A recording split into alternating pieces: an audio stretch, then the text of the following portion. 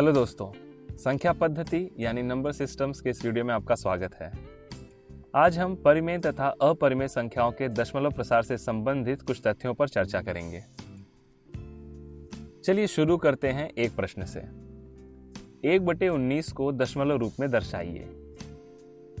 यहां हम इसे विस्तृत विभाजन विधि से हल करते हैं।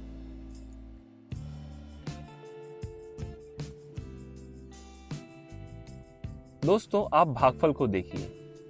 हमें यहां अभी तक कोई संख्या या संख्याओं की पुनरावृत्ति का खंड प्राप्त नहीं हुआ है, तो क्या यह अपरिमेय संख्या है? चलिए इसे अभी और आगे तक हल करते हैं।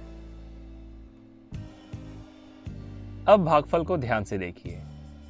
इसमें 18 संख्याओं के बाद संख्याओं की पुनरावृत्ति प्राप्त हो रही है। इसे इस तरह भी लिख सकते हैं। इसे देखकर हम कह सकते हैं कि यदि ऐसी कोई भी संख्या जिसे आप हल कर रहे हो और आपको कई अंकों तक किसी संख्या या खंड की पुनरावृत्ति प्राप्त नहीं हुई है, तो यह सोचना गलत होगा कि कहीं संख्याओं की पुनरावृत्ति होगी ही नहीं। इस संख्या को हम 1/19 यानी p/q के रूप में लिख पा रहे हैं, इसलिए यह एक परिमेय संख्या है। इसमें कहीं न कहीं संख्या या खंड की पुनरावृत्ति अवश्य प्राप्त होगी।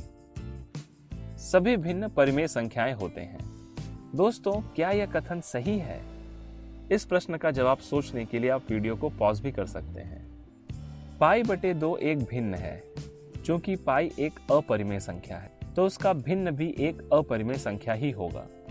आप ऐसा अवश्य कह सकते हैं कि सभी परिमेय संख्याएं भिन्न हो सकती हैं, लेकिन सभी भिन्न परिमेय संख्याएं नहीं होते। तो दोस्तों, आज के सत्र में बस इतना ही। इस सत्र में हमने परिमेय और अपरिमेय संख्याओं के दशमलव प्रसार से संबंधित कुछ तथ्यों पर चर्चा की। मिलते हैं अगले वीडियो में। धन्यवाद।